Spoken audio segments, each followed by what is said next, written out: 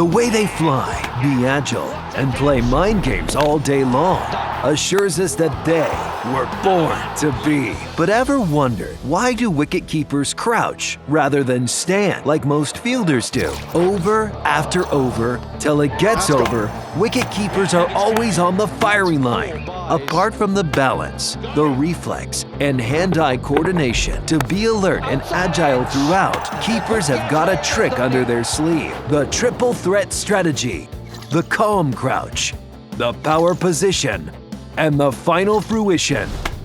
The calm crouch ensures full flexion, complete bending of the knees, a position of rest that gets maximum elastic potential energy stored within the quadriceps. Now, as the ball is delivered, the keeper shifts quickly to a semi-crouch position and then follows it up with a touch and move.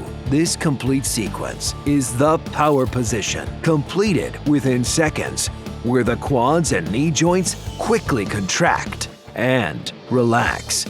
Think of the contracted quads like a loaded spring, which, when immediately let go, takes off by optimally converting the elastic potential energy into kinetic energy, helping the keeper catapult across in the final fruition and covering a greater range. Familiar with the paper frog, which when pressed and let go, flies off by making use of the energy stored within the paper folds. And thus, this triple threat strategy lets a keeper mimic a frog to grab absolute screamers. Just curious, is it easier for a taller player to keep wickets or the other way around? Comment below and stay tuned to Wicket to Wicket.